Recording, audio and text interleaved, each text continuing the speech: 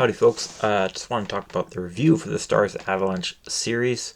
It was a good series as always. I think the playoffs have been great this year, as the NHL playoffs tend to be. It's the greatest time of the year. The series was pretty close except for game 3 and 4, in which I think decided the series between the Avalanche and the Stars. Game 1 went to the Avs 4-3, outshooting the Stars 26-22. Game 2, the Stars tied up the series in Dallas at home 5-3, with slightly outshooting the Avs 32-31. Now, Game 3 and 4 both happened in Denver, and no matter how the game went, the result was similar. Dallas either scored 4 or 5 goals and kept its high-flying offense of the Avalanche to 1 goal in each game. And after that, the Stars had a demanding 3-1 lead and were demanding the pace of play. The Avalanche do answer in Texas in Game 5, winning 5-3 and outshooting the Stars by 1. But it is in Game 6, which demanded double overtime, where the Stars would win 2-1. Alexander Georgiev probably had his best game of the playoffs, saving 36 of the 38 shots he faced.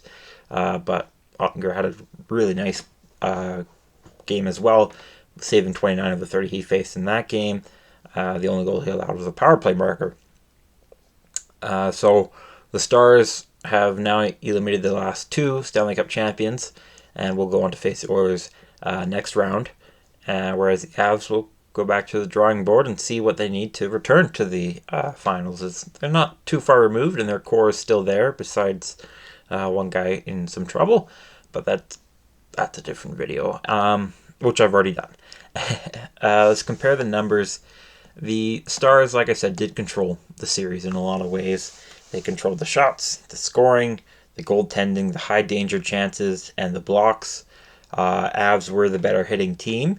Perhaps that made it closer or whatever. And they were the better special teams team. They scored just as many power play goals as the Stars in less opportunities and had a better penalty kill.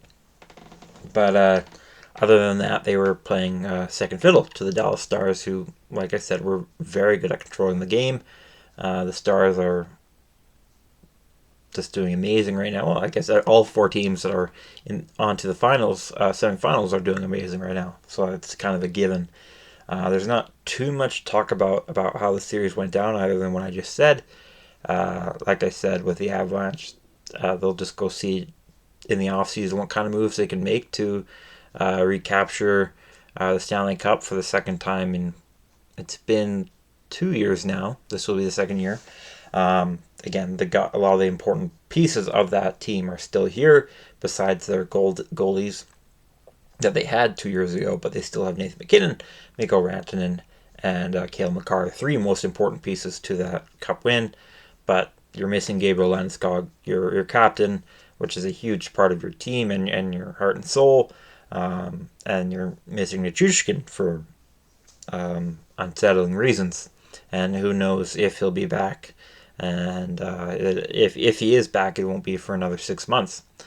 But anyways, that's the Avalanche's problems to deal with this offseason. Now the Stars will focus on the Edmonton Oilers, who do play a similar game to the Avalanche. And while I have great respect and love for the Avalanche's defense, the Avalanche's defense hasn't been too great this playoffs as they could be, whereas the Oilers defense has been very good and has not been talked about a lot, mainly because when somebody does get through the Oilers defense, their goalies haven't made that many saves this playoffs. Well, Pickard has, Skinner here and there, depending on the game.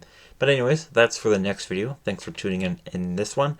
I hope you enjoy the rest of your day, especially if you're an Oilers fan, with the game tonight between the Stars and the Oilers in a few hours. And I hope to see you in my next video.